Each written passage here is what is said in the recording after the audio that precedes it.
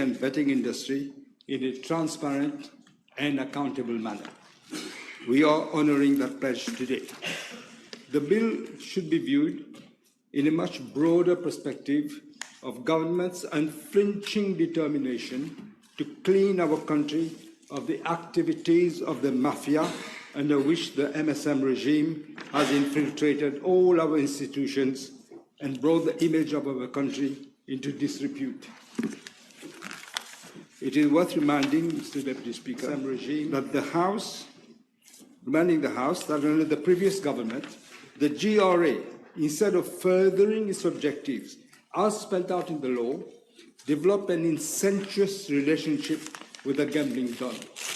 The GRA became a den of notorious agents at the service of the political masters. From 2015 to 2024, the GRA totally destroyed public confidence in the gambling and the horse racing industry. In fact, it literally decimated horse racing in Mauritius. It acted more like a gambling promotion authority, dishing out various licenses in every nook and corner of the island. This is how the then government went about to prevent Mauritius becoming a nation jugadère. As they unashamedly said during the campaign of 2014 general elections. But when they came in office, they did exactly the opposite. Mr. Deputy Speaker, over the last decade, we witnessed a gradual decline in the horse racing industry. Lack of trust, allegations of race fixing, cases of doping, animal mistreatment, pitiful state of the race tracks, infrastructure and other amenities, including, if you remember, nails thrown on the racetrack before horses started running. And there was also a dramatic increase in the number of people attending the races at Champ de Mars. This situation was a direct consequence of the memes of the MSM government and its cronies. The Gambling Regulatory Authority, which was supposed to ensure that gambling is conducted in a fair and transparent manner, had in fact lamentably failed in its mission and objectives, as spelled out in the Gambling Regulatory Authority Act. How can the public forget how the mafia, through the proxies, like one David Bikari, concocted a Machiavellic plan to get rid of the proud historic legacy in the sports arena, that is the Mauritius Turf Club. The MTC, we should all remember, is believed to be the oldest horse racing club in the Southern Hemisphere. It is a happy coincidence, Mr. Deputy Speaker, that this bill is coming practically 230 years after the creation of the MTC on the 25th of June, 1812. The same Mr. Bikari, as I have already stated in the House, was also a special advisor to the then Prime Minister, Pravin Jagnnath, and he accumulated many other lucrative positions, such as board membership of not one, 6 state-owned enterprises.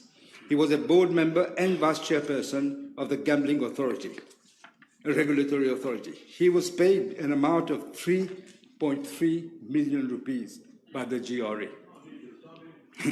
Let me also remind the House who were the legal advisors retained by the GRA. The services of Mr. Ravi Yerigadu were retained from May 2014 to the end of 2024, and he was paid 4 million rupees, including a fixed monthly retaining fee of 46,000 rupees. The services of Mr. Krishnath Singh Uchubar, barrister at law, were retained from February 2022 to November 2024 as legal consultant.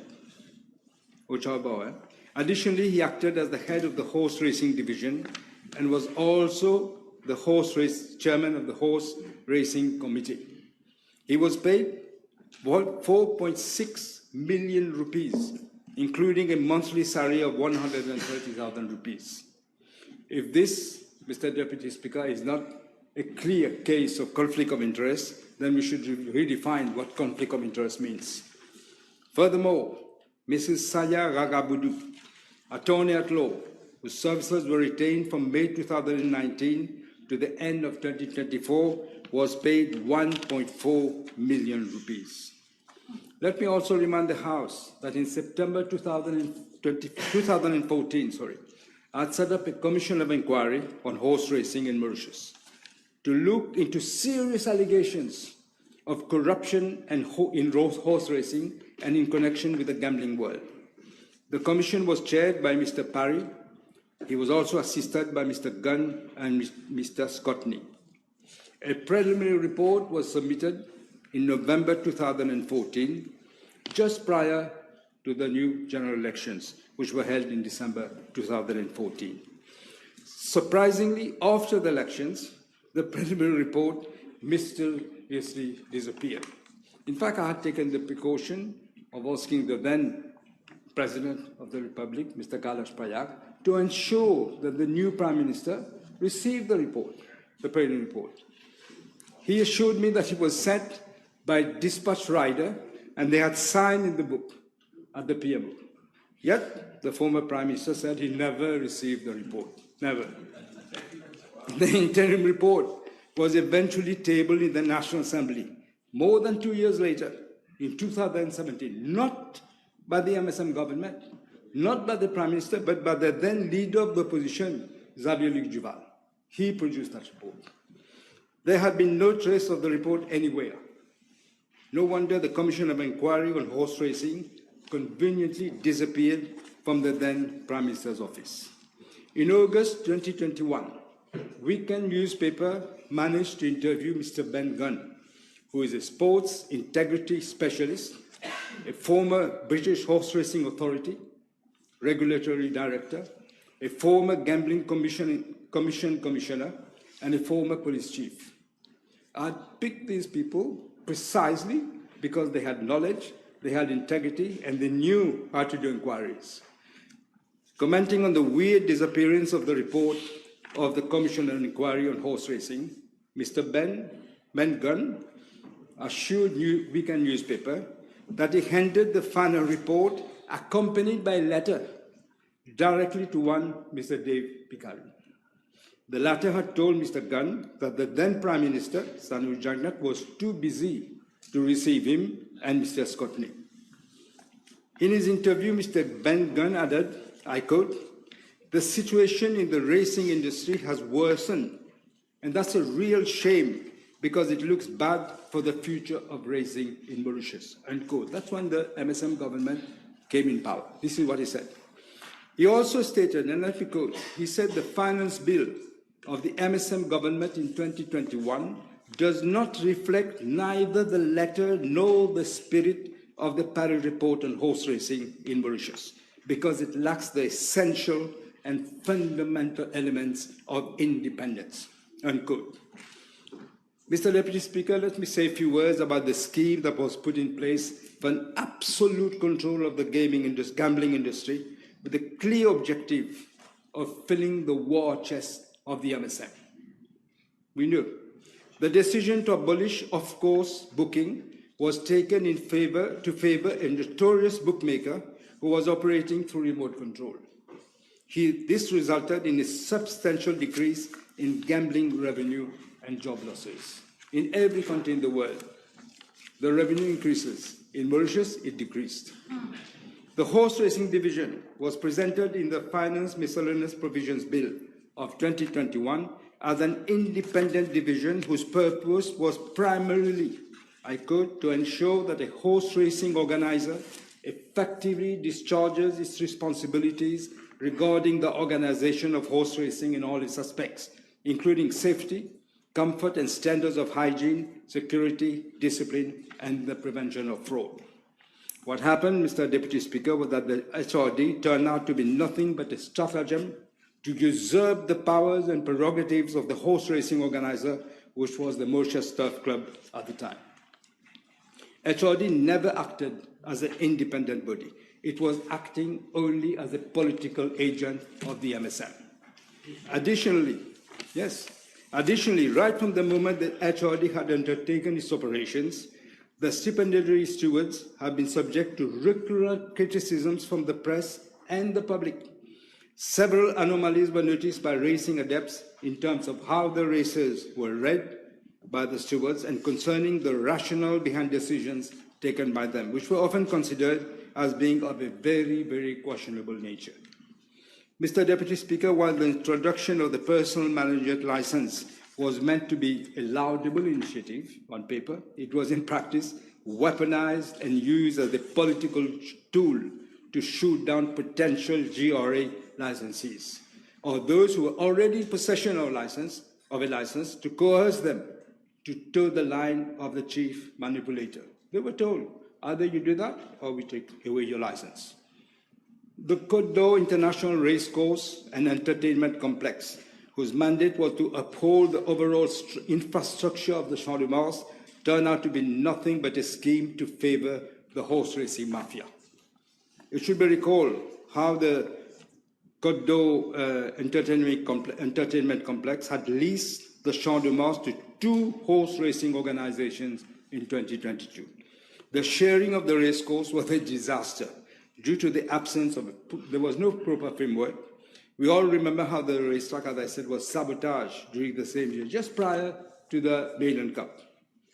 The Mauritian public at large and industry stakeholders in particular are looking up to the government to relaunch the horse racing activities in a fair and transparent manner. Only when there is a perception that races are clean, the foundations can be laid for sustainability and growth of the sector. The Mauritian public is expecting government, through the Gambling Regulatory Authority, to take strong actions to this effect.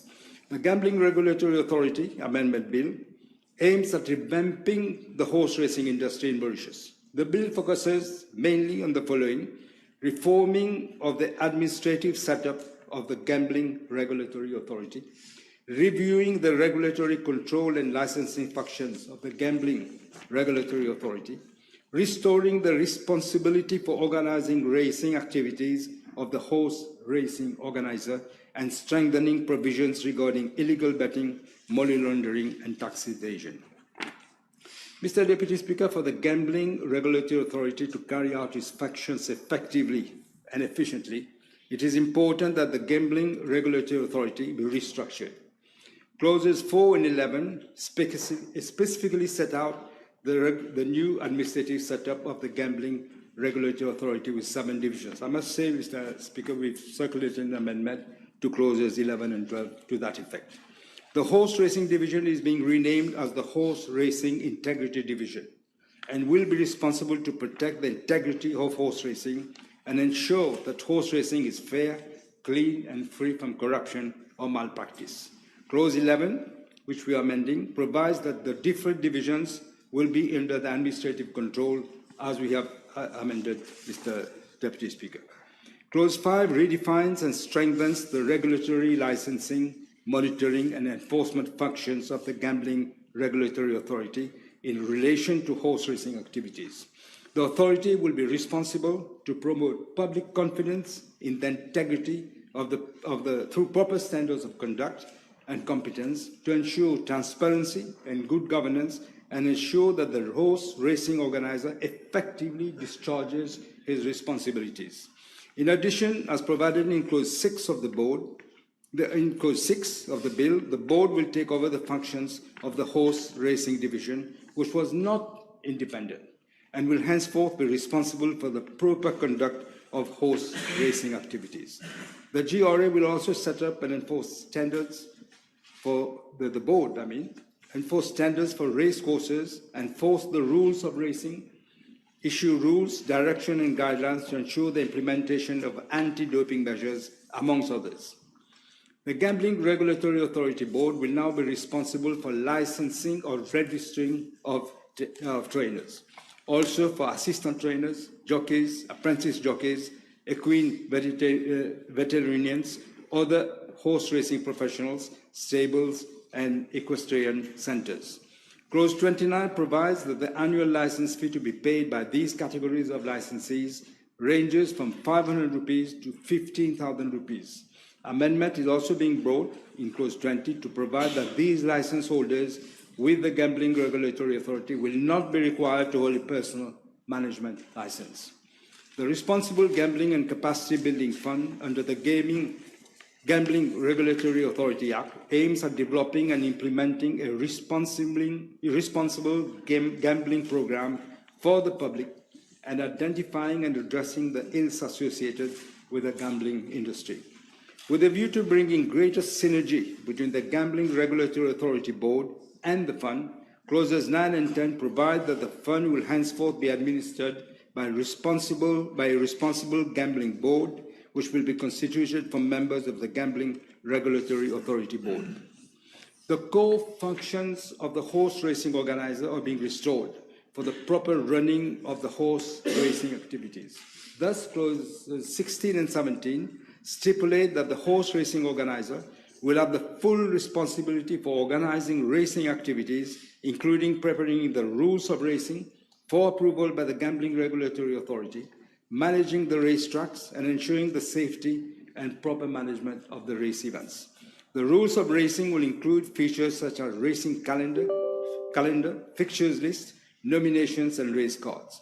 And the horse racing organizer will be under the direction of the Gambling Regulatory Authority and not the horse racing division. Provision is also being made at clause 18 for the horse racing organizer to henceforth be the sole holder of a totalizer, that is pool betting, what we call pool betting, operator license.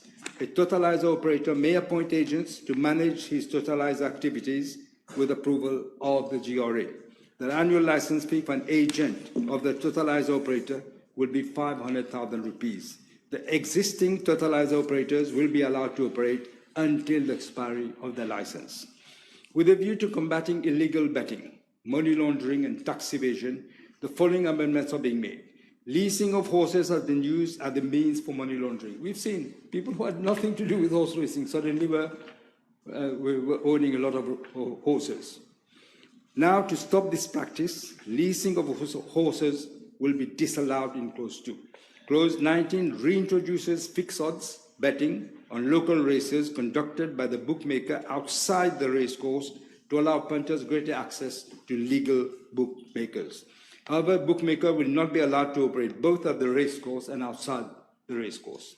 Clause 24 makes it mandatory for all bookmakers and totalizer operators, including those operating through remote communication, to issue serially numbered receipts upon bets being placed to prevent any fraudulent practices.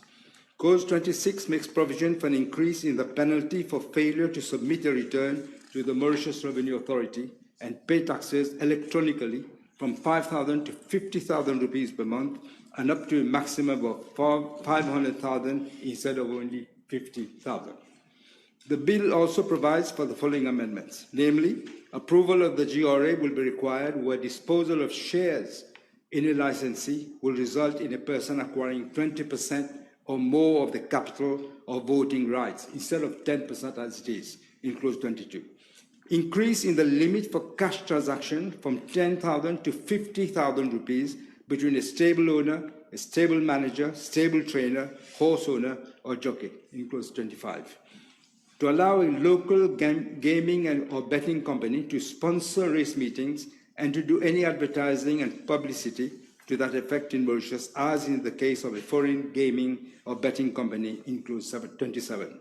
License fee payable by bookmakers and totalizers in respect of horse racing in the calendar year of 2025 will be reduced by 50% in view that the horse racing will start in the second half of the calendar year, as in clause 28. Consequential amendments to the State Lands Act regarding the vesting of the land at Champ de Mars to a corporation which may be a statutory body or government-owned company in clause 31. Mr. Deputy Speaker, my government is upholding its responsibility by putting in place the necessary legal and administrative framework for the revamping of the horse racing industry. I'm confident that the measures that we are proposing will give a new boost to the sector, promote transparency, and protect the interests of the race-going public. It is now up to the stakeholders to play their part and ensure that horse racing sector develops in a transparent manner and regains its former place of pride. Mr. Deputy Speaker, I commend this bill to the House.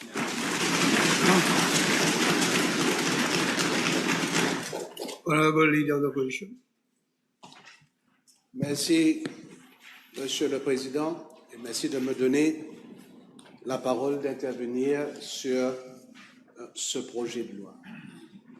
Dès le début de mon intervention, je dois avouer que je ne suis pas un fanat de course hippique, mais comme beaucoup de nos compatriotes, mon enfance a été marquée par les courses au champ de Mars. Cet après-midi, Monsieur le Président, j'interviens sur ce projet de loi en tant que législateur et je compte apporter ma contribution. Monsieur le Président, nous sommes en présence d'un projet de loi, c'est-à-dire le Gambling Regulatory Authority Amendment Bill, qui a pour but principal de redéfinir les responsabilités des parties concernées par les courses hippiques de notre pays. L'objectif avoué est d'améliorer la réforme de 2022 et on aurait cru voir des améliorations, mais en fin de compte, on nous sert ce que moi je qualifierais une législation troublante. Monsieur le Président, la réforme en 2021 et 2022 était nécessaire et courageuse. Il faut bien le souligner. Il fallait mettre fin à une situation qui avait trop perduré et qui était devenue néfaste pour les turfistes mauriciens. Et on avait à faire face à une situation tolérée pendant trop longtemps. Du reste, rapport après rapport, rapport d'Euro en 1985 et le rapport de Paris en 2015, le constat avait été unanime et accablant. Du reste, l'institution de cette commission d'enquête menée par M. Paris était sous la mandature de l'actuel Premier ministre et qui, pour moi, confirme que la situation s'était grandement détériorée. Les courses hippiques à Maurice souffraient, Monsieur le Président, des pratiques illicites au détriment des turfistes qui étaient les plus grandes victimes. Et le rapport de la commission d'enquête sur les courses hippiques à Maurice, présidé par le Britannique Richard Perry, était accablant.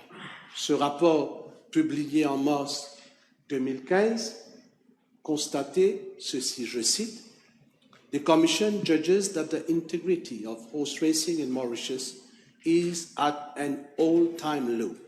There was a prima facie evidence that certain persons may have committed and continued to commit criminal offences against Section 146 of the Gambling Regulatory Act, and that there was maladministration bordering on institutional corruption that perpetuated an environment in which suspected criminal activity was allowed to flourish." Fin de citation, Monsieur le Président. Le rapport, comme je vous l'ai dit, parle de malversation, de conflits d'intérêts, de collusion et des clans mafieux, pour ne citer que cela. Des noms avaient même été mentionnés, ainsi que des courses truquées. L'organisateur des courses de l'époque, le Mauritius Turf Club, essuyait de sévères critiques pour des pratiques jugées répréhensibles dans le rapport. C'était la situation au Champ de Mars à cette époque, Monsieur le Président. Et les conclusions de la commission d'enquête confirmaient la situation décrite par un ancien président du Mauritius Turf Club, M. Jean-Michel Giraud, et dans une interview publiée dans l'Express du 3 août 2014, ce dernier disait, entre autres, et je cite, « Les courses sont dirigées par des mafias. Ces mafias n'ont jamais été aussi puissantes. Je n'exagère pas quand l'épouse d'un jockey se retrouve avec le canon d'un pistolet sur la tempe et qu'on lui dit « Si ton mari gagne cette course, tu meurs. » Il me semble qu'on peut parler de mafia. Les parrains de la mafia, ils sont 2 ou 3, ils sont armés, ils sont des relais au MTC et je n'irai pas plus loin. Et il continue. J'ai déjà reçu des menaces de mort au téléphone plusieurs fois. Et il fait mention une fois, j'ai même appelé M. Béranger. Et il m'a dit, pars de chez toi tout de suite. Ces gens sont dangereux. Le Mauritius Turf Club ne fait plus son boulot. Fin de citation. Monsieur le Président, le gouvernement avait la responsabilité et le devoir d'implémenter les plus importantes recommandations de la commission d'enquête. Et ici, j'ouvre une parenthèse pour mettre l'accent sur le fait que cette commission, instituée en 2014 par l'actuel Premier ministre, et il a fait part de cela un peu plus tôt dans son intervention, avait publié un rapport en novembre 2014 où elle réclamait une enquête criminelle en toute urgence sur des cas allégués de courses truquées, étant donné que la saison hippique tirait à sa fin et que les protagonistes concernés étaient toujours dans le pays pour être interrogés. Malheureusement, il n'y a jamais eu d'investigation criminelle, comme confirme le Premier ministre. Je dis cela, Monsieur le Président, parce que plus tard, je vais démontrer comment, par un amendement dans ce projet de loi, taillé sur mesure, et cet amendement permettra éventuellement à un des protagonistes de l'époque d'être à la tête d'une écurie de chevaux de course. Cela étant dit, Monsieur le Président, je ne vais pas m'attarder sur toutes les recommandations du rapport Paris. Je vais aborder surtout celles qui sont aujourd'hui mises de côté ou qui seront perverties par les amendements devant cette auguste Assemblée cet après-midi. La recommandation principale du rapport Paris insistait sur la nécessité absolue de séparer les regulatory and governance functions des courses hippiques des attributions de l'organisateur.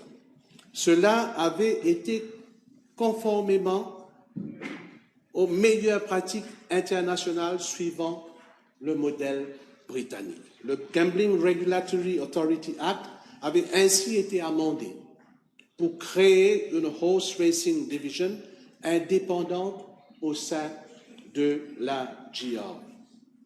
Malheureusement, Monsieur le Président, cette réforme cruciale et fondamentale pour l'avenir de l'industrie hippique n'a pas plu à l'unique organisateur de l'époque, en l'occurrence le Mauritius Turf Club. Mais je ne voudrais pas entrer dans toute cette saga de l'époque qui s'ensuivit et finalement, il y a eu la décision du MTC de ne plus organiser des courses hippiques. L'essentiel, Monsieur le Président, à l'époque était de mener à bien cette réforme.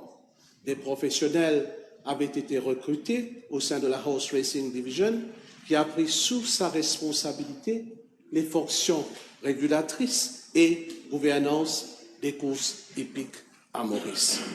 Cela, Monsieur le Président, incluait le stewarding, l'élaboration des rules of racing et autres règlements, mais aussi la préparation des fixtures et des programmes de course, le benchmarking et le handicapping, entre autres.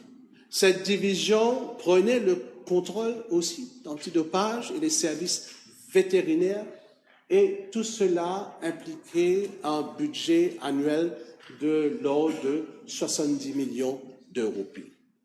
Mais aujourd'hui, au lieu de consolider cette structure, fort de l'expérience acquise ces dernières années, les amendements proposés à la section, et là je me réfère à la section 4 de la GRA Act et la nouvelle section 32, clauses 3, 4 et 17 du projet de loi, redonnent à l'organisateur des courses hippiques certaines prérogatives qui relèvent de la réglementation et qui constituent le levier vital de l'intégrité des courses hippiques à Maurice.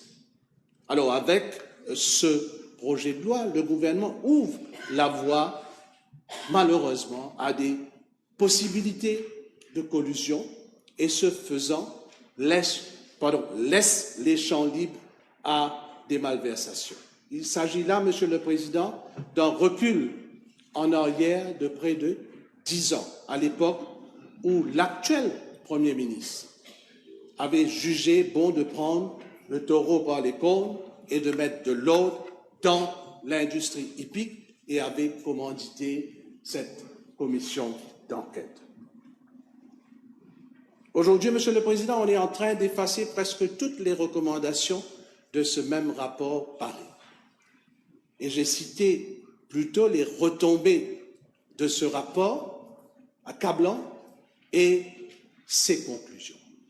Et je peux dire que, malheureusement, nous retournons à la case départ et on est à se demander à qui va profiter le crime. Ce projet de loi remet en question non seulement le rapport, mais aussi l'indépendance des commissaires des courses, car c'est l'organisateur des courses, encore une fois, qui dictera les règles du jeu. Je me pose des questions aussi, Monsieur le Président, sur les dépenses additionnelles qui reviendront à la GRA et de facto aux contribuables. Le budget de 100 millions de roupies alloués à cette autorité risque de ne pas être suffisant. Pourquoi? J'ai appris que c'est, par exemple, la GRA qui financera les équipements de photo finish à la hauteur de presque 5 millions de roupies, lequel financement revenait toujours à l'organisateur des courses. Et cerise sur le gâteau, la GRA paiera des millions à l'organisateur, en l'occurrence une filiale du MTC, pour l'utilisation de la salle des commissaires, alors que l'organisateur a l'obligation de mettre de telles facilités gratuitement à la disposition des commissaires de course. Je parle sous la correction de l'Attorney General. Si je ne me trompe pas, je pense que le MTC réclame toujours des dommages d'1 milliard de roupies à l'État. Et j'espère qu'il va trouver une solution à cette affaire et qu'elle sera dans l'intérêt des contribuables. Monsieur le Président, je sais bien que de l'autre côté de la Chambre,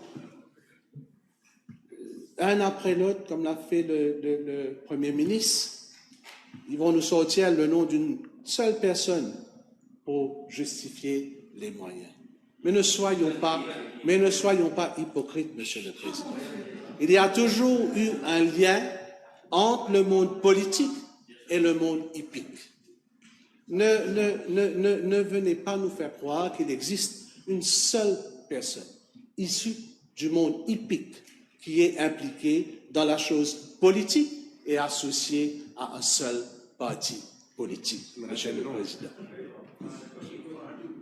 Monsieur le Président, des réformes avaient été apportées comme la création de la Horse Racing Division pour assurer plus de transparence dans l'organisation des courses hippiques. Mais ce projet de loi, cet après-midi, remet tout sur le dos de la GRA, où siège actuellement, Monsieur le Président, un nominé politique qui, il n'y a pas longtemps, enfin pas si longtemps de cela, animait un meeting politique vêtu de la casaque d'une écurie très connue à Maurice.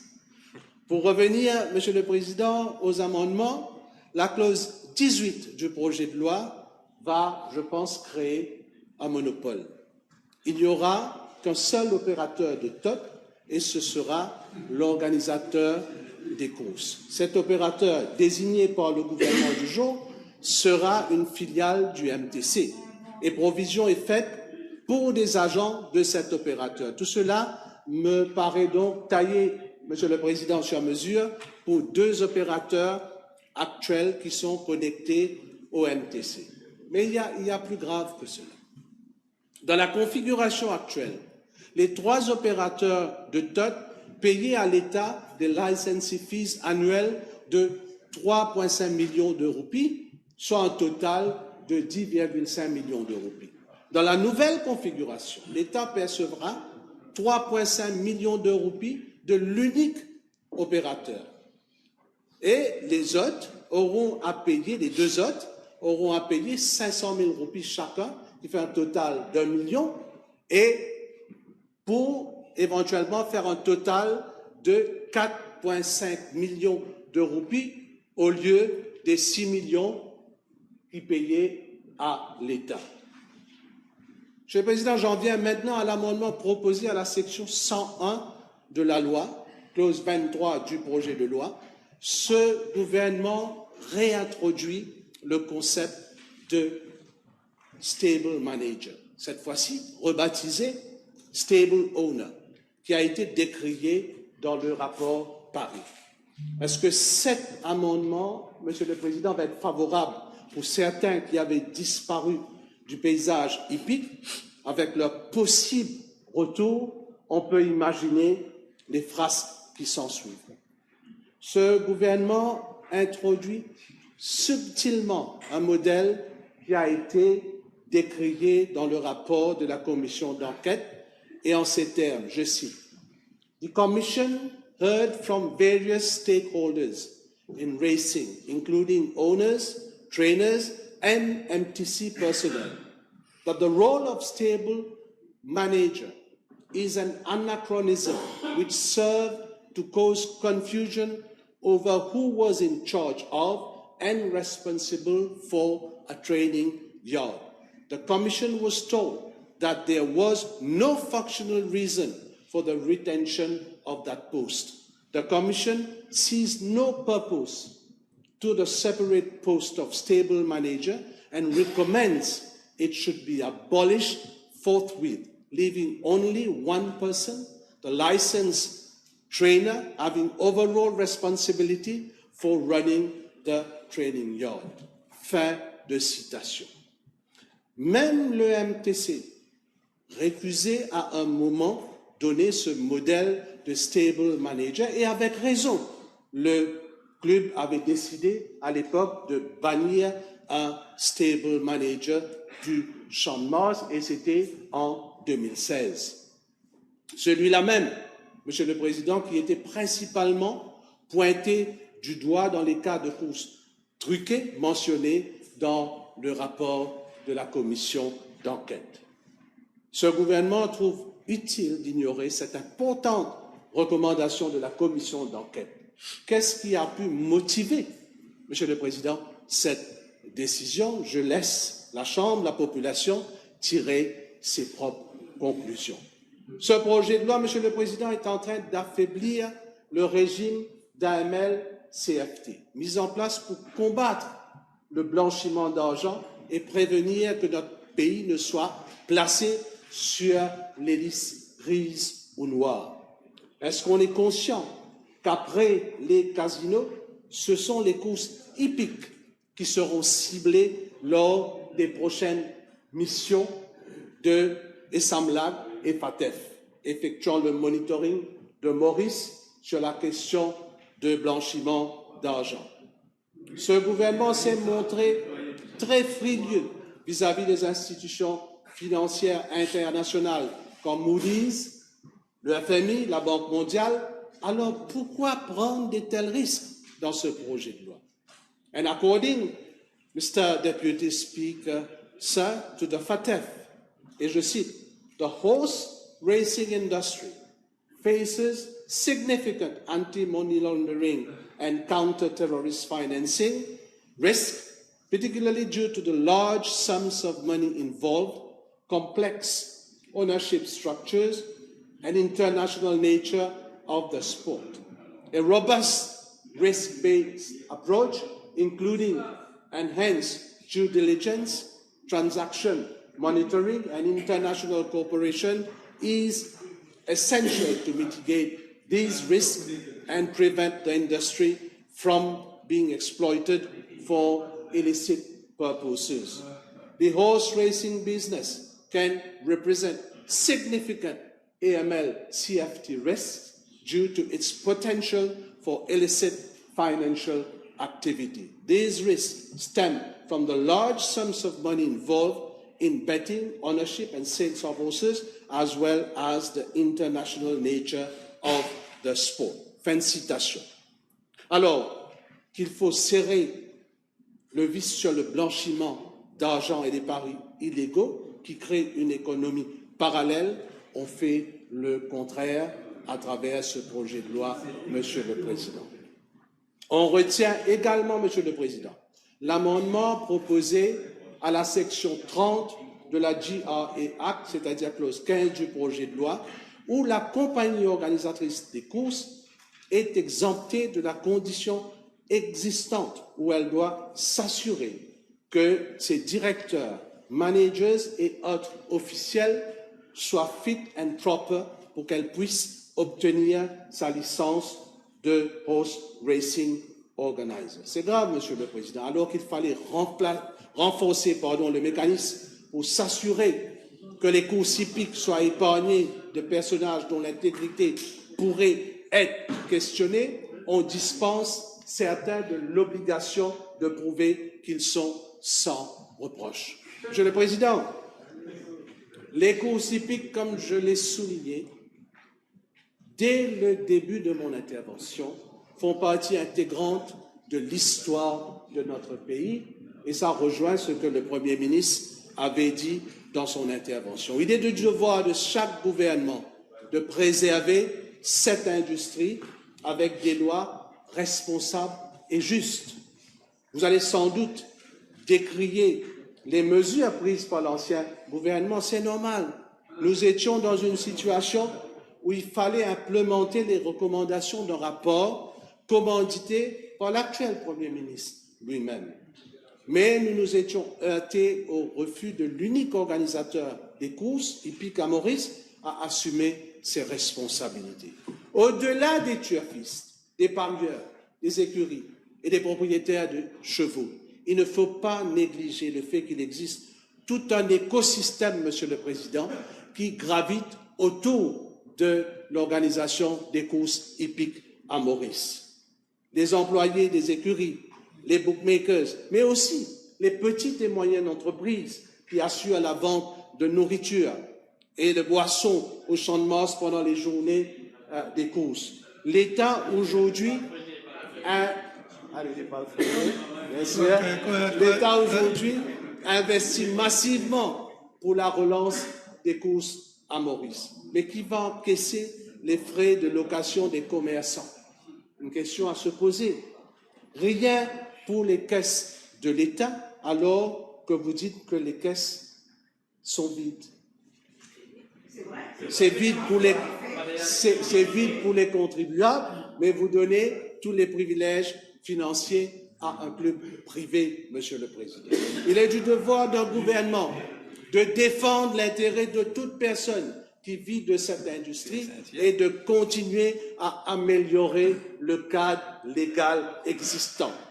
Le gouvernement a dû faire marche arrière sur plusieurs décisions prises récemment dans le cadre du budget et j'espère que ce sera le cas aussi dans ce contexte précis. J'en ai terminé, Monsieur le Président.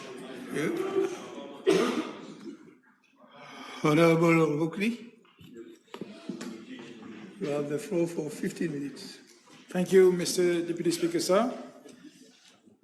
Je me demande si je vais commencer par réfuter ce que le leader de l'opposition a commencé ou je vais commencer par mon discours. Je vais être un peu plus sage, je commence avec le mien. Mr. Deputy Speaker, sir, I rise today in support of the Gambling Regulatory Authority Amendment Bill 2025, a bill which mainly and at its heart is about restoring trust in one of the nation's oldest passions, horse racing. This is not merely a technical amendment or a routine legal tweak. This bill is the culmination of years of introspection. It speaks to a journey we began in 2007 when we created the GRA to bring order to the gambling and betting. It speaks to hard truths we faced in 2015 when the Commission of Inquiry, the Paris Commission, laid bare the flaws in how we oversaw horse racing. And it speaks to the commitment of this government, and indeed this House, to act decisively so that the thrill of race of race day is once again matched by confidence in the integrity of the sport. Mr. Deputy Speaker, sir, Mauritius's horse racing is nearly 2 centuries old. Generations of Mauritians have grown up with thundering hooves on a Saturday afternoon, the cheers of the crowd, the debates over which horse is the best.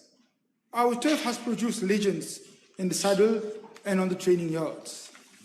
But over time, we also saw shadows lengthen over this industry.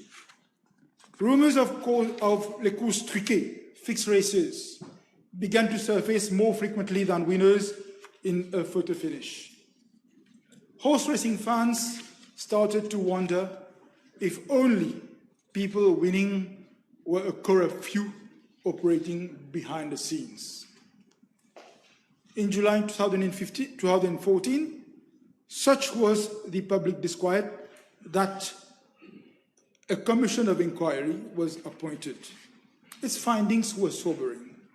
To put it plainly, it told us that the House of Horse Racing was in disarray, plagued by conflicts of interest and lack of oversight. It revealed the illegal betting syndicates were likely booming, that doping controls were falling behind, and that the public had lost faith. And what did the government that came in place in 2014 do? For 10 years, they did nothing. Yet, the leader of the opposition is boasting about the same report of the Commission of Inquiry, saying that it was damning, but until 2022, they didn't do anything. The bill before us is the latest stride in a reform process that is fundamentally changing horse racing in Mauritius for the better. Through this bill, we are institutionalizing what should be obvious, that in sports, as in governance, integrity is everything. This bill bolsters the structures, making sure that the personnel have had no recent ties to the industry they regulate, that they answer only to the rule of law and professional standards. It fine-tunes procedures so that decisions, whether it's licensing a jockey or sanctioning a trainer, are made without fear or favor. I want to emphasize, Mr. Deputy Speaker, sir, that this bill and the broader reforms are not anti-industry. They are pro-industry. A sport without integrity is a sport without a future. We need only to look at, for example, Hong Kong to understand this. Hong Kong's racing is a multi-billion-dollar enterprise famed worldwide. And do you know why? Because people trust it. Over there, if a jockey thinks about associating with shady characters, he is banned. If anyone tries to pull a false one, there is a high chance he ends up behind bars. In Hong Kong, they say, the steward's room never sleeps. Now, I'm not saying that we are Hong Kong. Not yet. But, Mr. Deputy Speaker, sir, with this bill, we are certainly on the right track.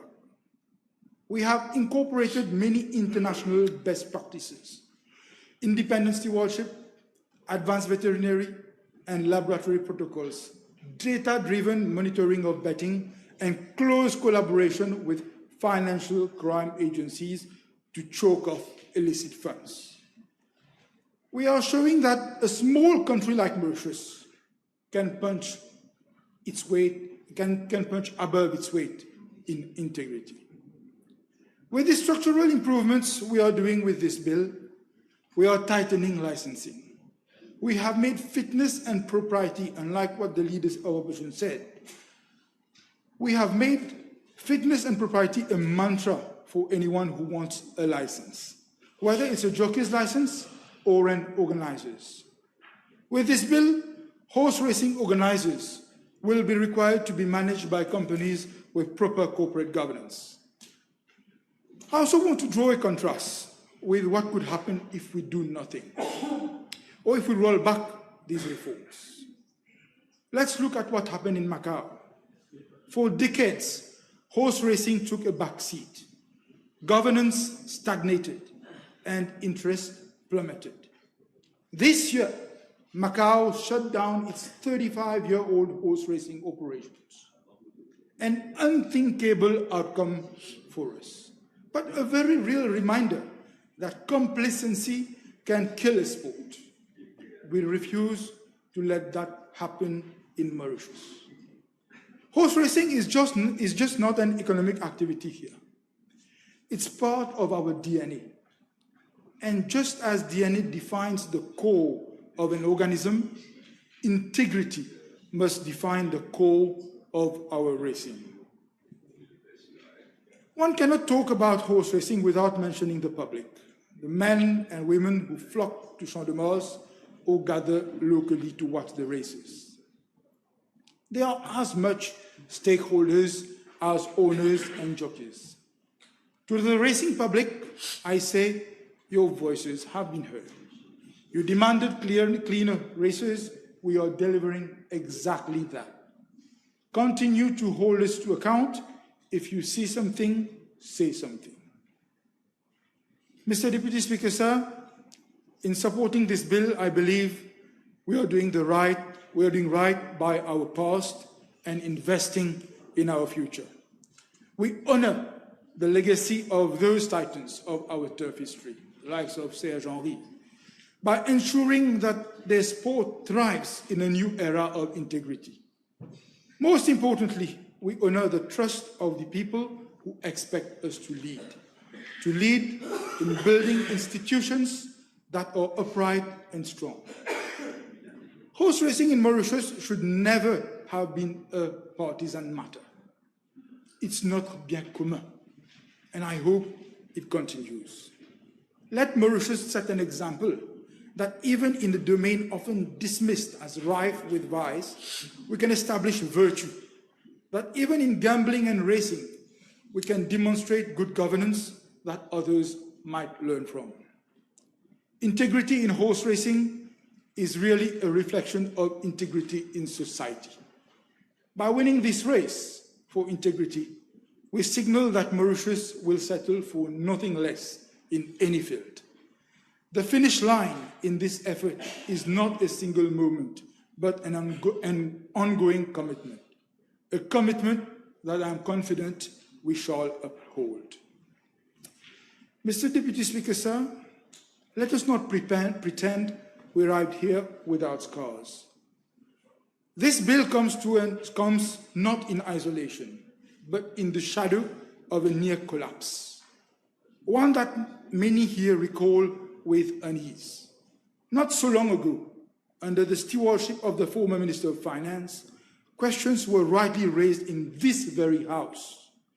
The then leader of opposition, Dr. Arvind Bulel, Honorable Dr. Arvind Bulel, stood and asked, who are the true gatekeepers of our horse racing legacy, and who benefits from looking the other way? The minister unfortunately chose to duck rather than confront. He wrapped statistics around silence. He refused to answer directly whether remote betting systems were being connected live to the MRA. He avoided naming names, but the truth was already galloping ahead of him. Everyone knew who was the blue-eyed boy. Everyone knew which connected operator was allowed to roam freely across the regulatory paddocks, untouched, unchallenged, and emboldened. The result? Not just a scandal, but an attempted assassination, not of a man, but of an institution. Mr. Deputy Speaker, sir, the very soul of our horse racing heritage, an industry older than our parliament, was nearly strangled by executive complicity.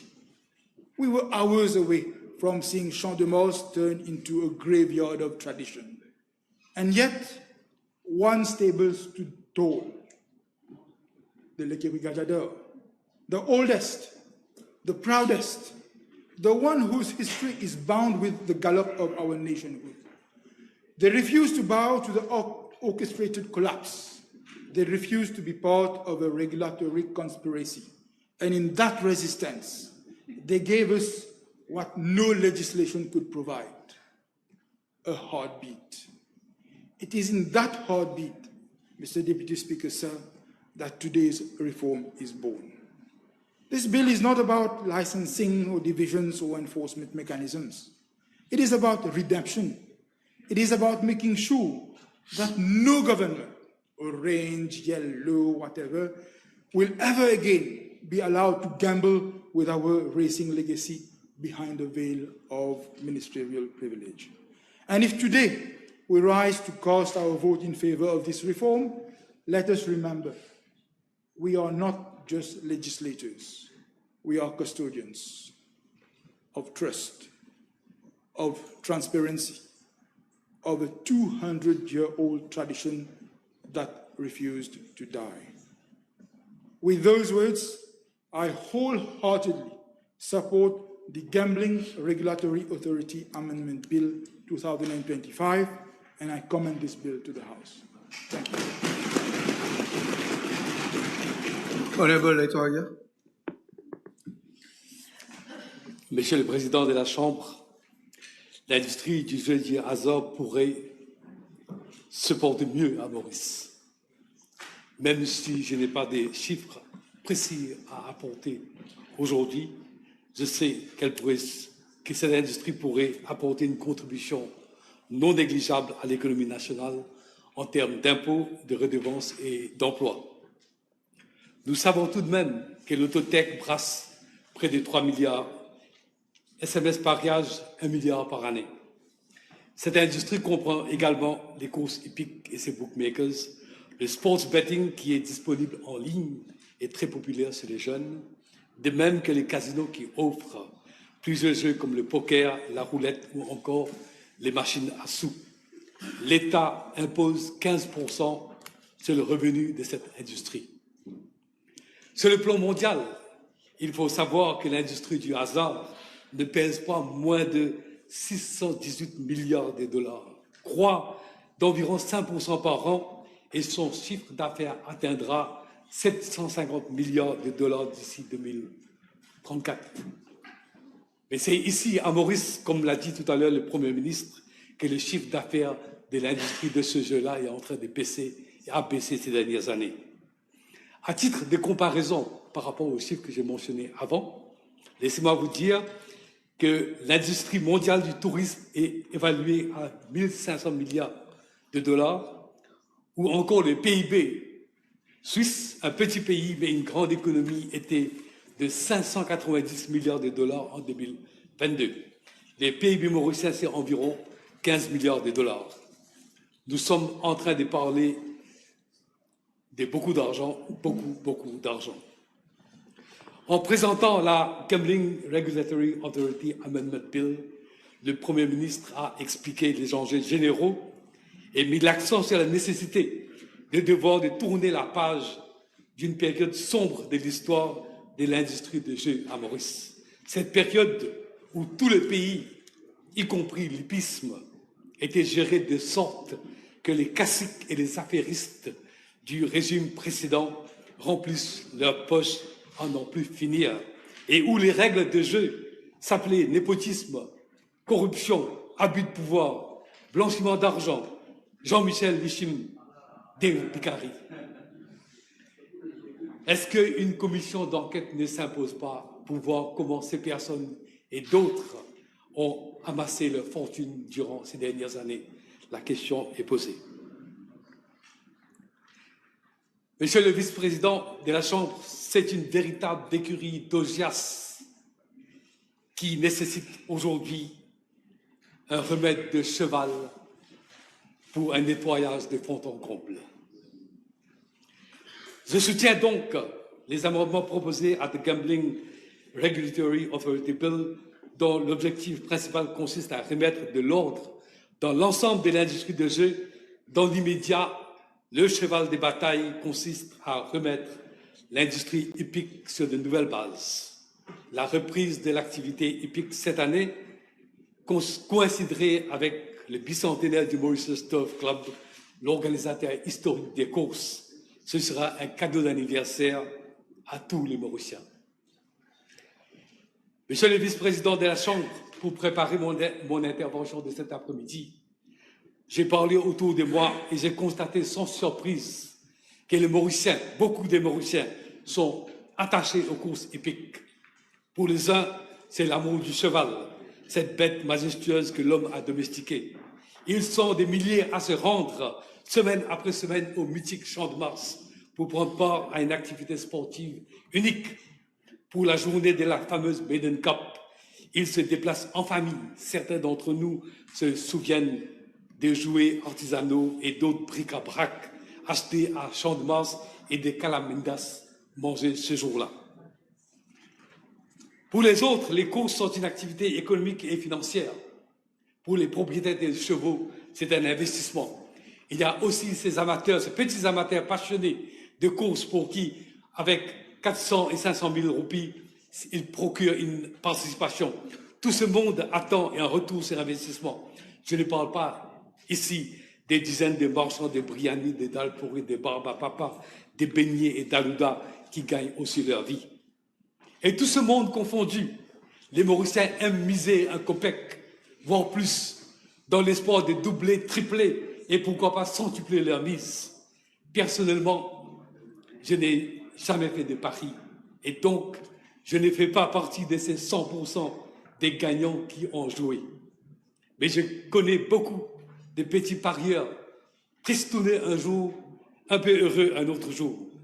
Monsieur le vice-président de la Chambre, tant mieux pour ceux qui ont gagné, même si on sait qu'à la fin, les petits parieurs honnêtes est toujours perdant. Mon propos ici concerne plutôt ceux qui n'ont pas gagné, mais tout perdu. Gagner et perdre, c'est la règle du jeu, mais il y a ceux qui perdent plus que leur mise. Ils vont jusqu'à perdre leur salaire, leurs biens, leur dignité et parfois même leur vie. C'est en cette toile de fond que je salue la section 111A du projet d'amendement en discussion. Elle introduit un Responsible Gambling and Capacity Fund. C'est nouveau, c'est innovateur. Ce programme financera des programmes de conscientisation sur les risques liés au jeu du hasard. En effet, le jeu du hasard, bien que divertissant pour certains, présente des dangers significatifs, notamment l'addiction. Le jeu peut créer une telle dépendance que le joueur se met à jouer de façon compulsive.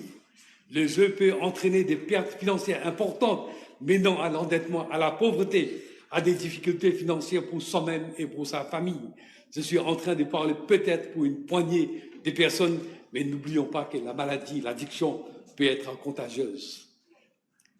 C'est dans ces contextes-là, monsieur le vice-président de la Chambre, que ce fonds est utile. Il serait très utile aussi que le fonds mette en place un mécanisme pour identifier en amont les personnes qui se dirigent vers l'addiction, les traiter et stopper la descente aux enfers. En instituant une division spécifique aux courses hippiques, l'État reconnaît qu'elle requiert une plus grande attention. L'article C entend ensure that horse racing is fair, clean and free from corruption or malpractice. L'article E parle de promote the welfare and the leisure of the race-going public. Monsieur le vice-président, le plus souvent, ce sont les personnes ayant de bas revenus, parfois désespérées, qui prennent des risques disproportionnés. On connaît des personnes qui, après une journée passée à Champ de Mars, n'ont plus d'argent pour payer les tickets d'autobus pour rentrer chez eux. On connaît d'autres qui s'endettent pour aller jouer. Un épicier m'a raconté avoir noté que l'un de ses clients diminuait systématiquement ses achats, son ration hebdomadaire, au profit de toujours un peu plus de loto. L'article 2 de la section 11A, qui prévoit justement ce fonds du gambling du GRA, demande d'identifier et de traiter tous les maux liés au jeu du hasard. Ce ne sera pas une tâche facile, mais cette loi jette les jalons pour parvenir à des jeux responsables. La clause suivante évoque capacity building.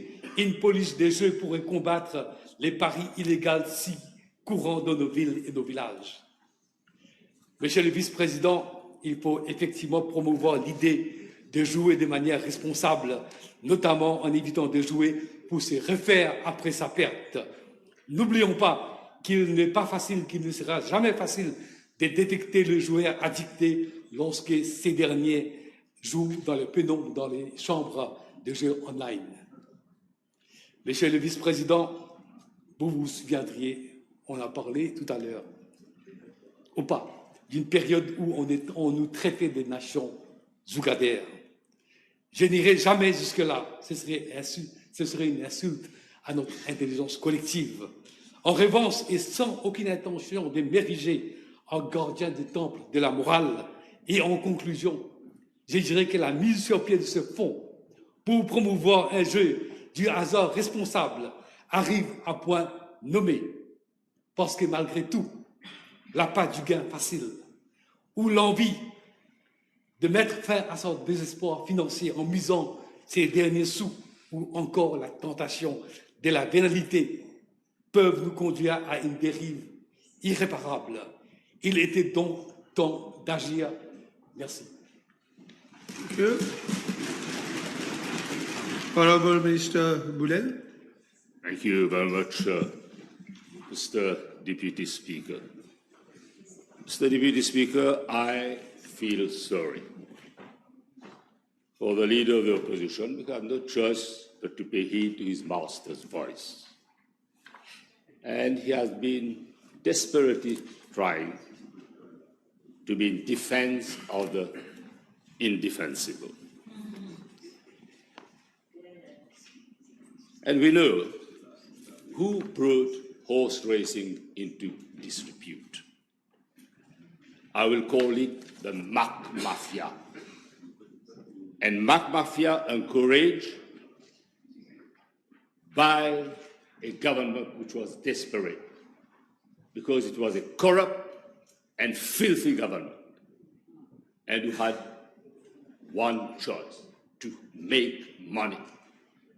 And the gentleman who has refused to drop the name on the radio stated openly that he was the advisor of the then Prime Minister. And he made a hefty contribution of more than 12 million rupees. And that's what we call the petty cash. As to the hefty sum that was contributed, it's from here to eternity. Galore, huge sum. Now you want to know the reasons as to why they had to sideline the Mauritius Turf Club. And the leader of the opposition has stated that we are bringing this bill as if at our own leisure. It's a bill that has been, amendments to the bill have been well thought of and well crafted by the Attorney General's office.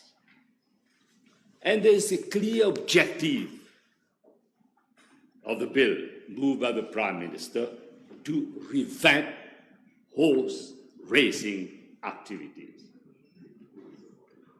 And this is a bill which is transparent, which is not occult, and transparency rule the ways.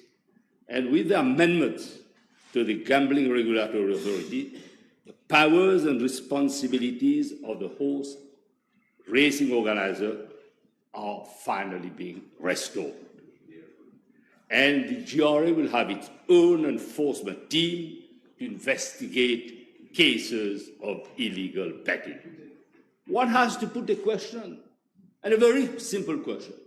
Why is it that the GRA, under the previous regime, did not have this power? And it was not an unfettered power, but the power to make sure that illegal activities would not be allowed. There is no place for illegal activities aided and abetted by the previous regime. Mr. Deputy Speaker, bill makes provision to reintroduce off-course bookmaking on local races. We have to ask the question, who had the monopoly or stronghold, if not GMLS, the blue-eyed boy of the MSM? And he has a stronghold on anything and everything that relates to activities of horse racing. But then, who had the courage come with to enlist the services of people who are well endowed in horse racing to say that it's high time to sort out a mess, if ever the mess was prevailing? In September 2014, we were in power, and the Prime Minister told Commissioner Parry and his assessors, loud and clear, to be ruthless, to be tough, and nobody should be spared. But unfortunately, we left government in December 2014. But then, are we surprised that none of the 23 recommendations made by the Commission of Inquiry had been implemented by the decadent, filthy regime of the MSM? And who dared to initiate the reform? Prime Minister and this government. We are initiating the reform. And on the 14th September 2014, Prime Minister's office announced the creation of the Commission of Inquiry on Horse Racing in Mauritius.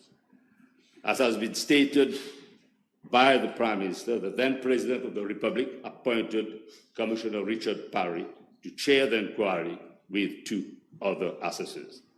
But a copy of the interim report of the executive summary was submitted, and it made good reading. And I put the question, why did the MSM do nothing about it?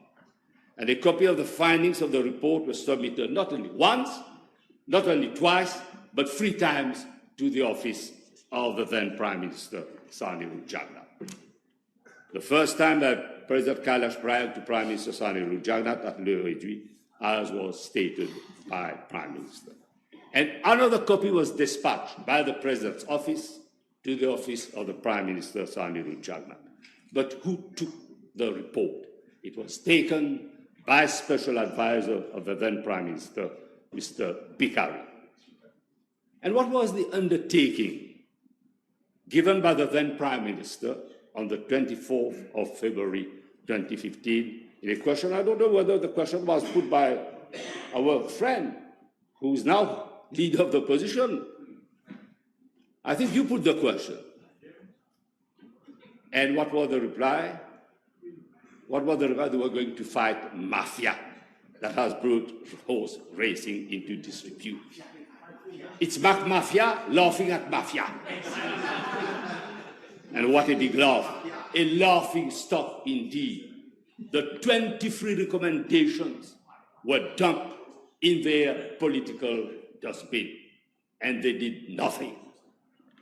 MTC was sidelined to favor mafia, and as from 2015, the mafia mob has ruled horse racing. And this is a fact, and this is reality. And the government, under the stewardship of our Prime Minister, is all out to clean the stables. And the amendments to the Gambling Regulatory Authority are long overdue. The recommendations of the Parry report are being implemented. There are some who would argue that there should have been a racing authority, as Gambling Regulatory Authority has wide power. But the law is an ass, and if further amendment has to be brought, it will be done. Under our government, transparency and accountability is the practice. The board has competent persons, chairperson does not overrule. Like under the previous government, it was not only the chairperson only, but it was the deputy chairperson who overruled, because he was at the back and coal of GMLS. The palms were greased with dirty, stinking money.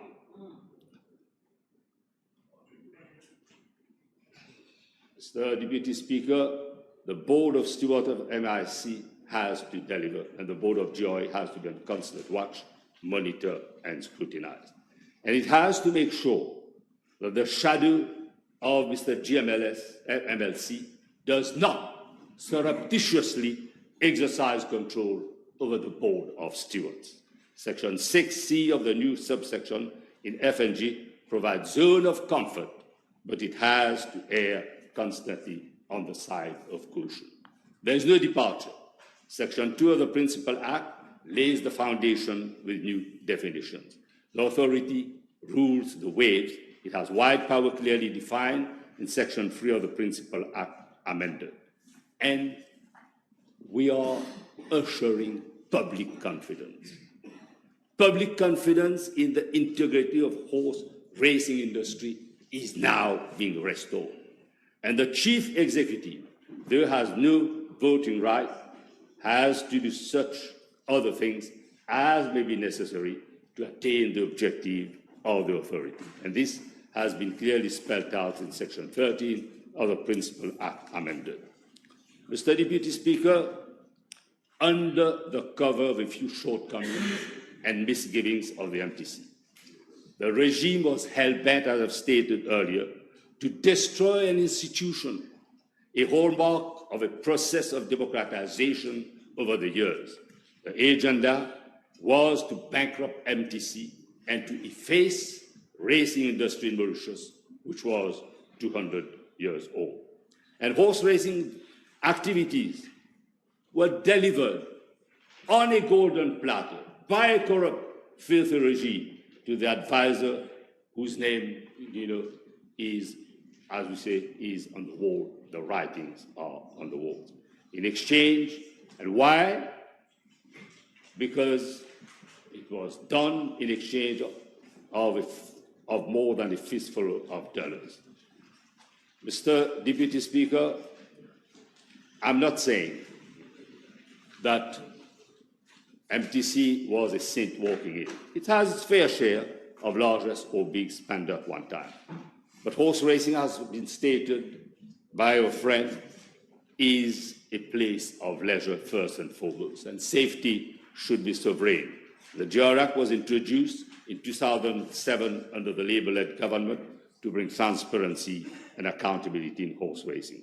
And amendments are being brought to consolidate the main objectives of the Gambling Regulatory Authority.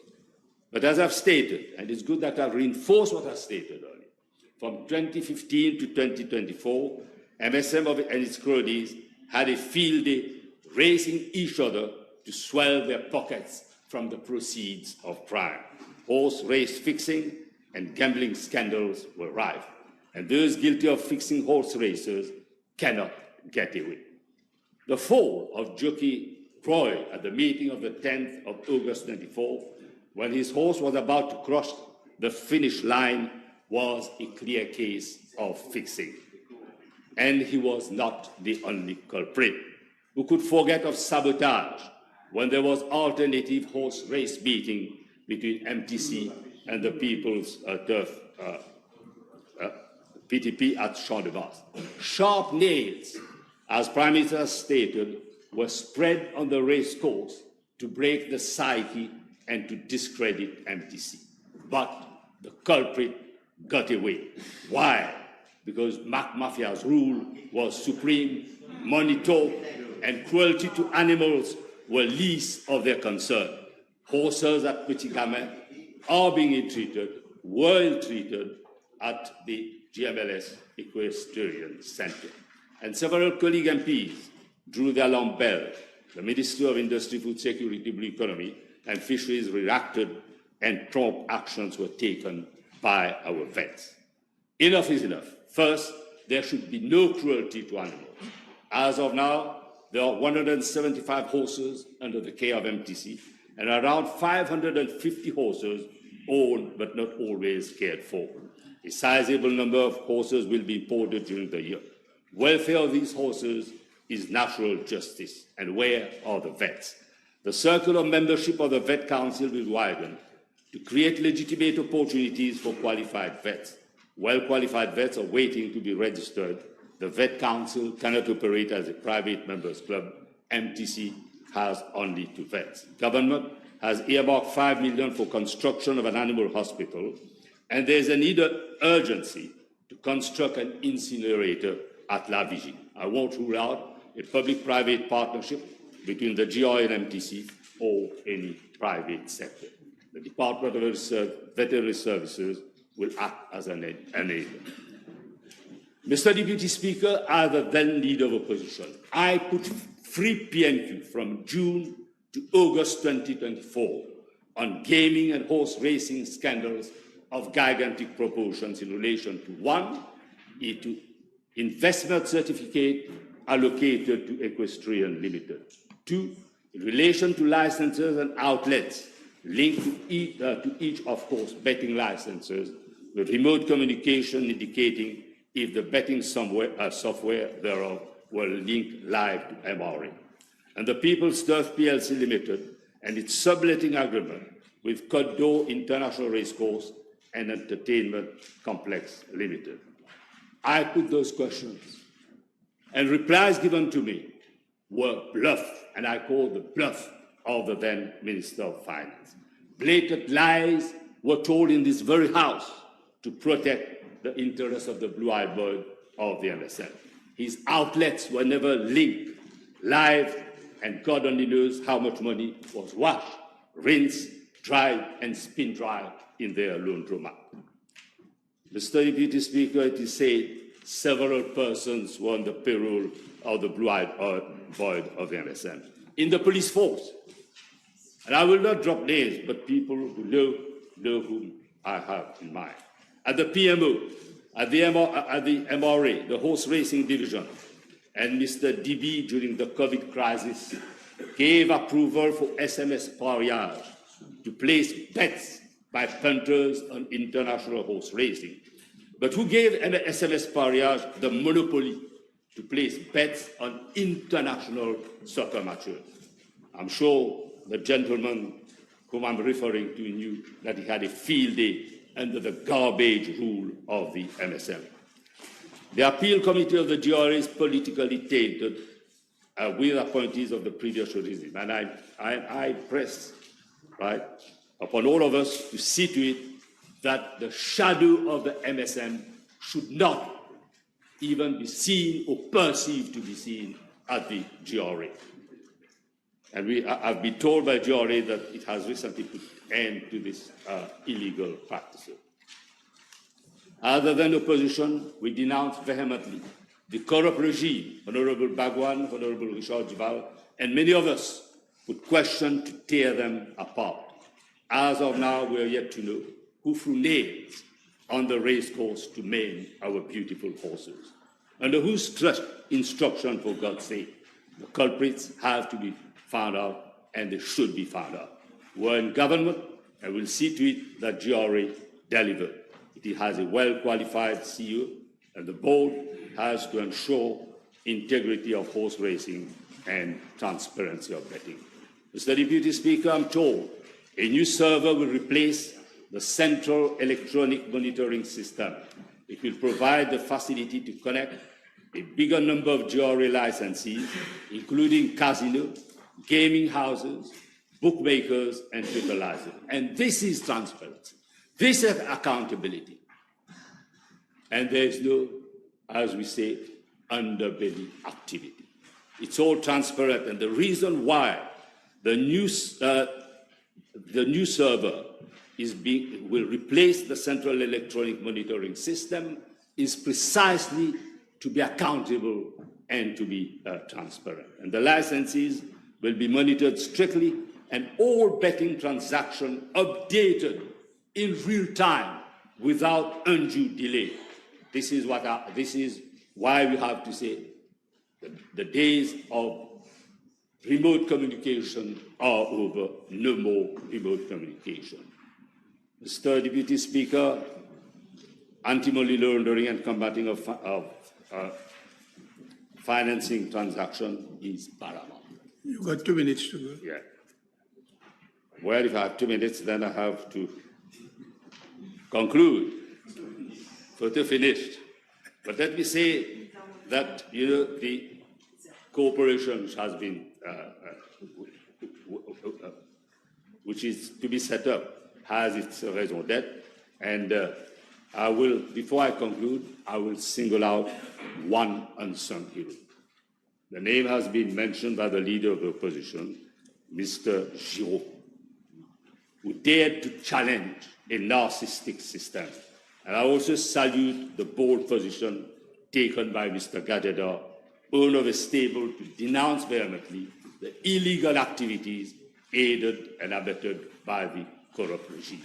Mr. Gadeda was an ambassador for being a strong proponent of reform of horse racing activities.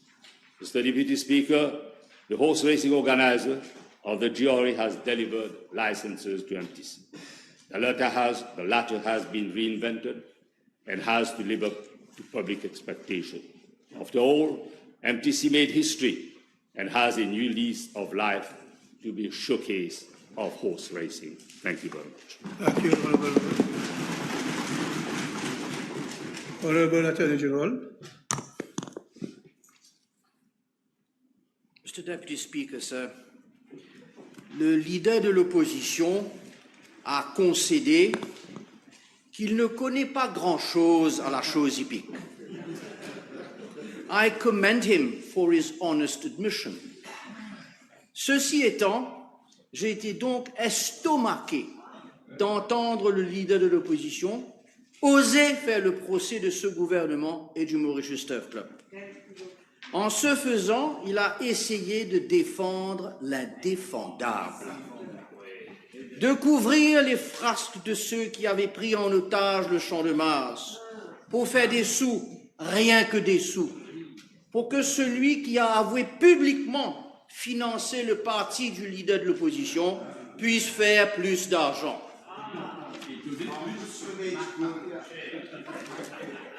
Le leader de l'opposition a essayé de faire une distinction entre stable manager, stable owner, en disant qu'il y avait de la confusion. Laissez-moi conforter le leader de l'opposition.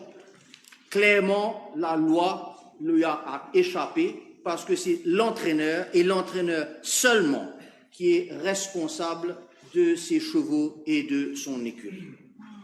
Et le leader de l'opposition ne nous a pas dit pourquoi le fameux PTP a quitté le Champ de Mars en octobre 2024 si tout était si rose sous le soleil de Port-Louis. Pourquoi l'Aquarec du MSM a laissé filer le PTP et laissé le Champ de Mars dans un état lamentable? Les questions, monsieur le leader de l'opposition, ce sont des questions que vous n'avez pas répondues. Deputy Speaker, sir, before we turn to the details of what this bill does, restoring horse racing to its former glory in Mauritius, it is worth remembering the desolate landscape left behind by the then all-powerful gambling mogul, aided and abetted, as said by my colleague, the Minister of Agro, by a complacent board of the GRA whose directing mind was none other than the well-remunerated senior advisor of the then Prime Minister. In 2022, on the eve of the racing season, the then racing organizer was saddled with an extraordinary list of conditions to comply with by the GRA to obtain its license. The Mauritius Turf Club dared to voice its opposition to that course of action. The result was an on-the-spot arrival of a competitor. The Champ de Mars was then shared over a year. And that came after 2021, where the public could not attend races for reasons that are quite extraordinary over the whole year, and all bookies could not operate, and the only one who could operate fixed odds betting was SMS Payas, a monopolistic situation of a betting operator which was condoned by the then GRA. So, Deputy Speaker, the revenue of a horse racing organizer stems from betting primarily, and when betting is reduced, there is obviously less money to be obtained.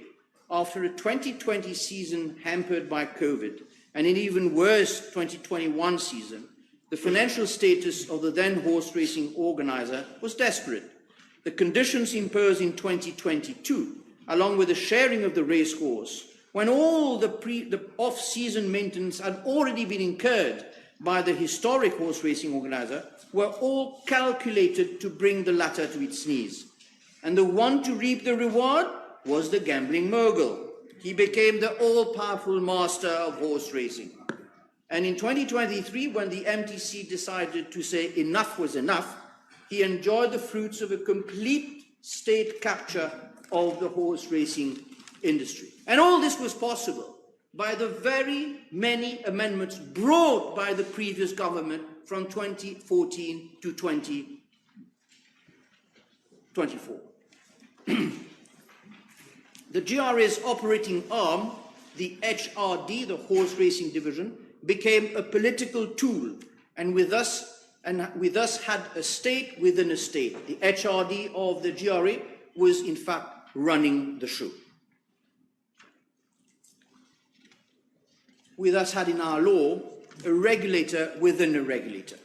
We were left with a sport, a passion for most Mauritians, which had become only a shadow of its former glory, and this 210 years after the MTC was born to federate all Mauritians. All manner of tradition had been swept aside, and the mantra was, as I said earlier on, money, money, and always money. The sport of kings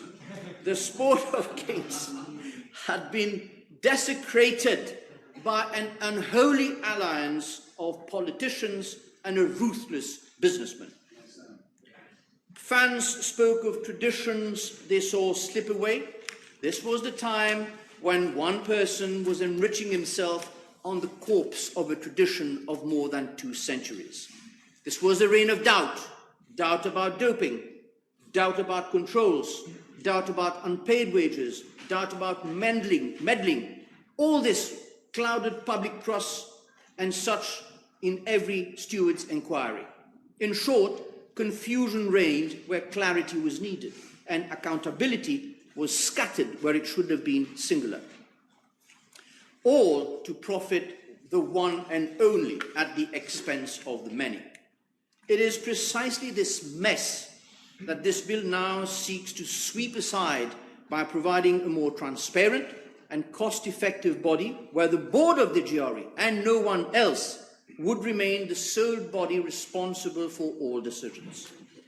Thus, the main object of this bill, Mr. Deputy Speaker, sir, is the repeal of Part 3A of the GRA Act, i.e. the abolition of the horse racing division. This HRD was established in 2021 with a purported objective of inter alia regulating, controlling and monitoring the organisation of horse racing activities in Mauritius. But then they provided the HRD with a horse racing committee, which was set up itself to administer and manage the HRD. Comprend, il comprendra. The HRD was in itself, as I have explained, an authority within the GRA. It was created to be distinct from the GRA, but how can a body within the GRA be administered and managed by a separate committee rather than the board of the GRA? The reason I'm raising this issue, Mr. Deputy Speaker, sir, is the legal consequences of such an absurd situation. No legal action could lie against the HRD. Any matter done by the HRD was legally considered to be done by the GRA. And if the HRD failed in its duty, you could only sue the GRA and not the HRD, except that the board of the GRA had nothing to do with the decisions of the HRD.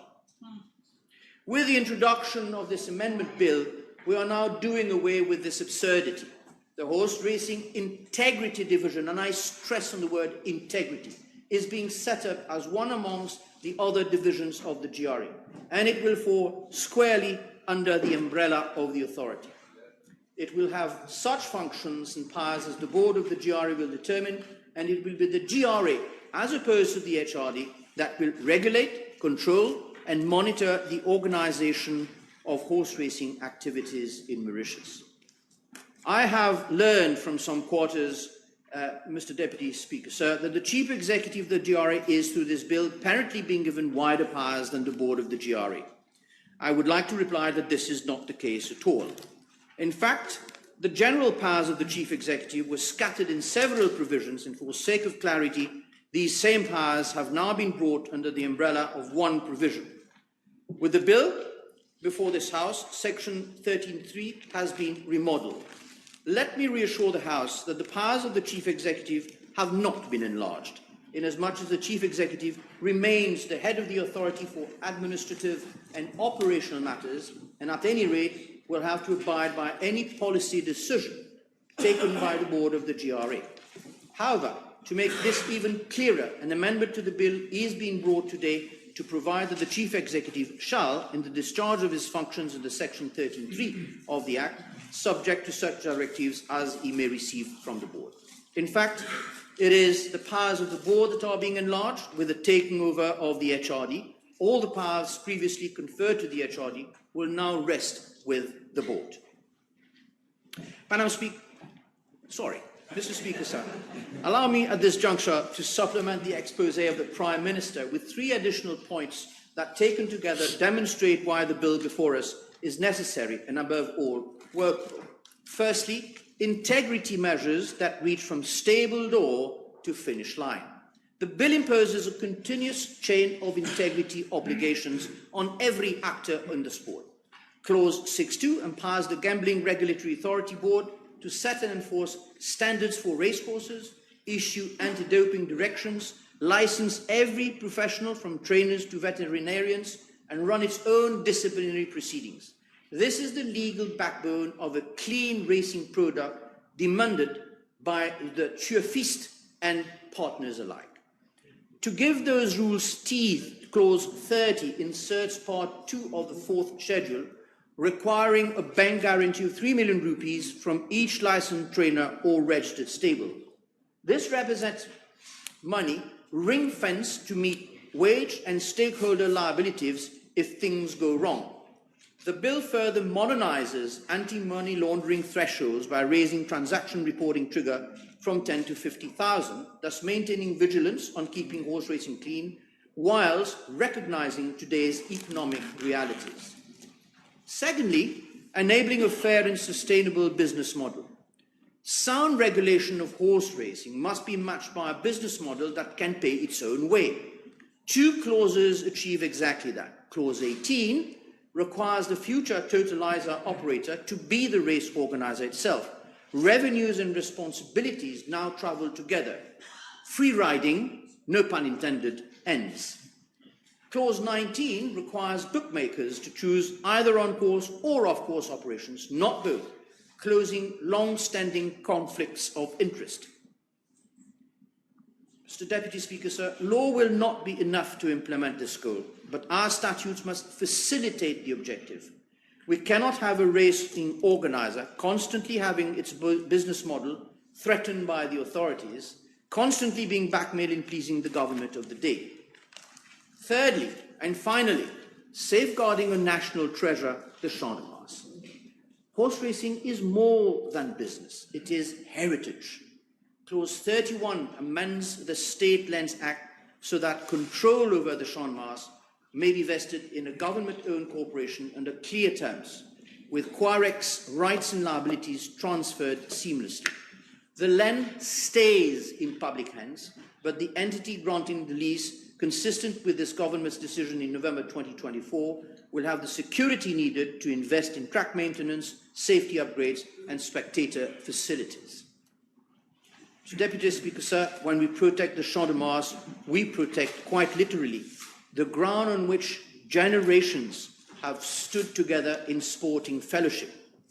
By passing this clause, we choose to conserve a site that belongs to the memory of the nation.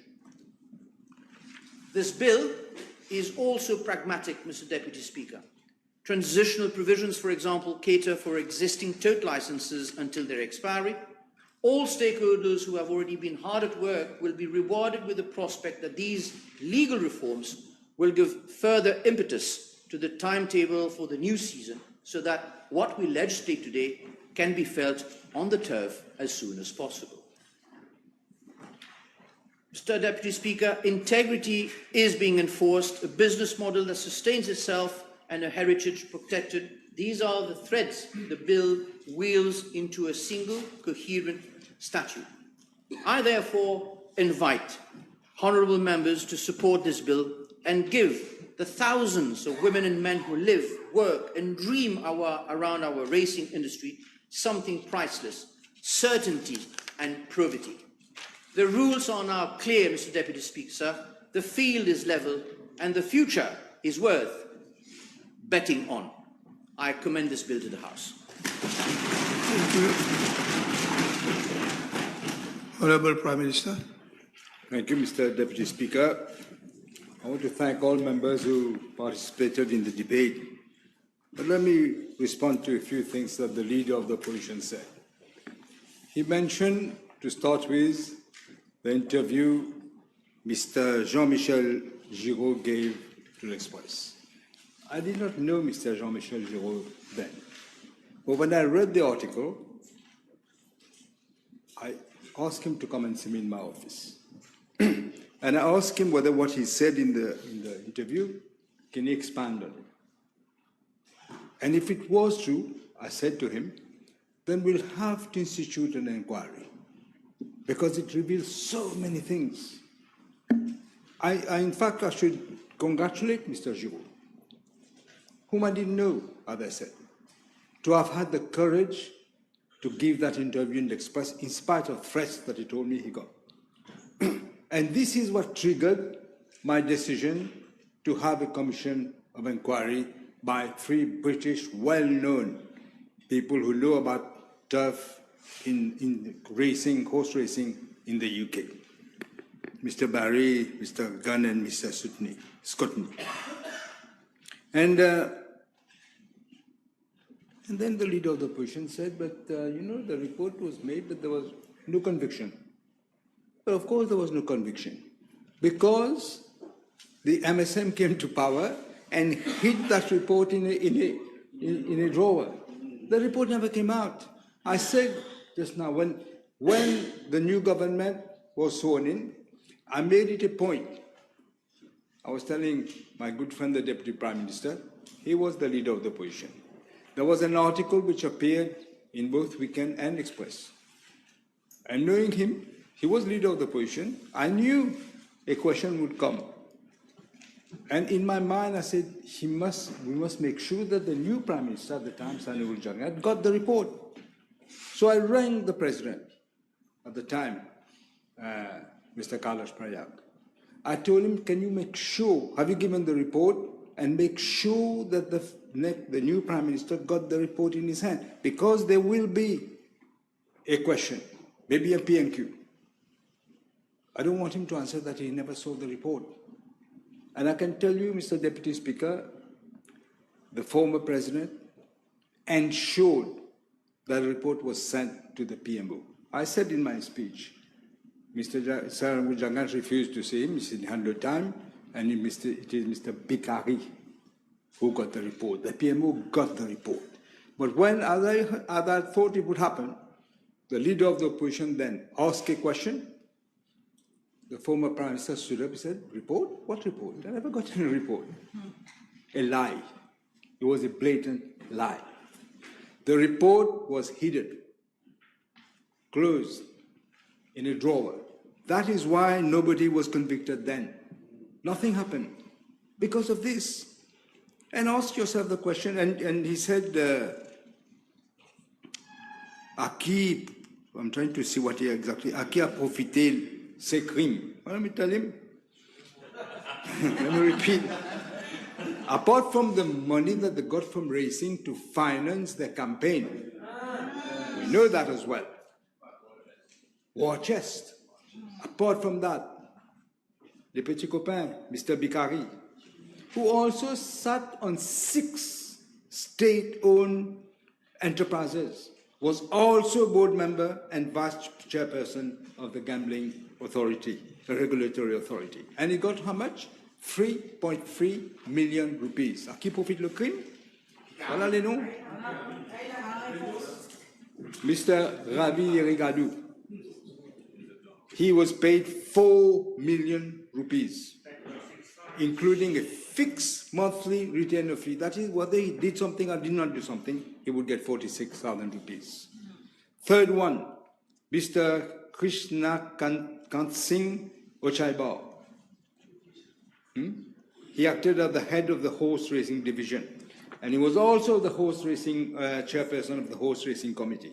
He was paid 4.6 million rupees, including a monthly fee of 130,000 rupees. Mrs. Saya Ragabudu was paid 1.4 million rupees. These are the people who were put there as stooges in the armory, were taking orders how to run races. What the orders were being given to them, and they were just pocketing the money. So you should ask yourself, leader of the opposition. He said the MTC refused to participate in horse racing. Ask yourself, why? Why would they stop? Why in une écurie comme l'écurie Gajador, qui était dans les courses depuis combien de centaines d'années, il a refusé d'être otage de la MTC. Il a dit plutôt, je veux refuser, mais je recommencerai si jamais il y a un nouveau gouvernement qui met de l'ordre dans la GRA. Et ce qui se passe maintenant, il est retourné. Il y a eu recul de 10 ans, oui, à cause d'eux.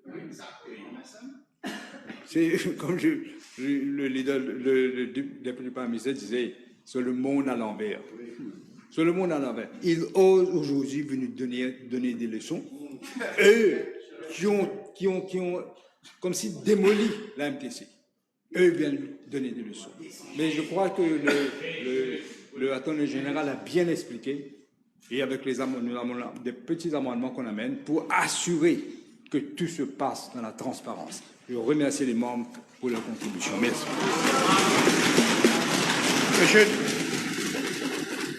Honorable Prime Minister, you should commend the bill to the House. The Deputy Speaker and the bill to the House. The motion is seconded by the Deputy Prime Minister. The question is that the Gambling Regulatory Authority Amendment Bill number 15 of 2025 be read a second time. Those in favor say aye. Those against say no. The ayes have it. Committee stage.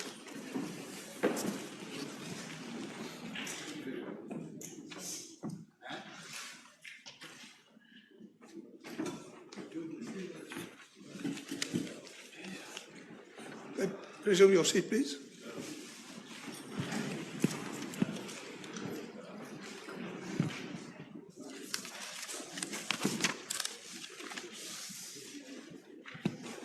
Clause 1, short title. Clause 2, interpretation. Clause 3, Section 2 of Principal Act amended. Clause 4, Section 3 of Principal Act amended.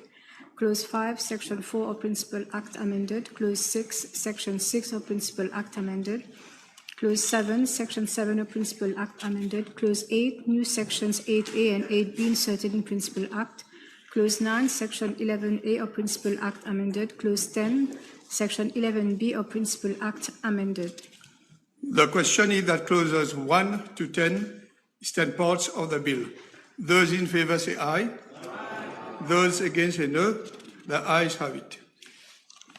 Clause 11, Section 13 of Principal Those in Act favor say aye. Mr. Speaker. Those against say Deputy no. Speaker, I move that clause 11 be amended as per the amendment. The question is that clause 11 as amended. The question is that clause 11 be amended as per amendments circulated. Those against say no. Those in favor say aye. Those against say no. Section 13. The ayes have it. Principal Act. The question is that clause 11 as amended is that part of the bill. Those in favor say aye. The question is that clause those against say no. The ayes have it. Clause 12, new Section 13. Be deleted per amendment circulated. Those in favor say aye. Those against say no. The ayes have it. The question is that clause 12 stands deleted from the bill. Those in favor say aye. Those against say no. The ayes have it. Clause 13, Section 15 of Principal Act amended. Clause 14, Part 3A of Principal Act repealed. Clause 15, Section 30 of Principal Act amended. Clause 16, Section 31 of Principal Act amended. Clause 17, new Section 32 inserted in Principal Act. Clause 18, Section 34 Principal Act amended. Clause 19, Section 44 Principal Act amended. Clause 20, Section 93B of Principal Act amended. Clause 21, Section 94 of Principal Act amended. Clause 22, Section 20. The question is that clauses 13 to 20 stand part of the bill. Those in favor say aye. Aye. Those against say no. The ayes have it. Clause 21. Clause 21, Section 94 Principal Act amended. Clause 22, Section 94C of Principal Act amended. Clause 23, Section 101 of Principal Act amended. Clause 24, Section 105 of Principal Act amended.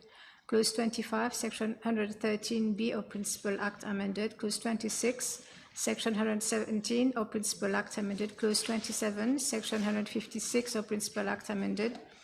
Clause 28, Section 165 of Principal Act amended. Clause 29, third schedule to Principal Act amended. Clause 30, fourth schedule to Principal Act amended. Clause 31, consequential amendment. Clause 32, commencement. The question is that clauses 21 to 32 stand part of the bill. Those in favor say aye. Aye. Those against say no. The ayes have it. Title and enacting clause. The question is that the title and enacting clause stand part of the bill. Those in favor say aye. Aye. Those against say no. The ayes have it. The question is that I do report to the House that the Gambling Regulatory Authority Amendment Bill number 15 of 2025 has passed the committee stage with amendments. Those in favor say aye. Aye. Those against say no. The ayes have it.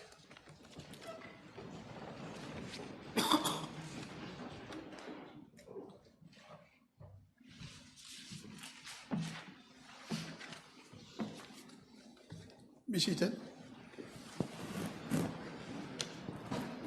Honorable members, I have to report to the House that the Gambling Regulatory Authority Amendment Bill number 15 of 2025 has passed the committee stage with amendments.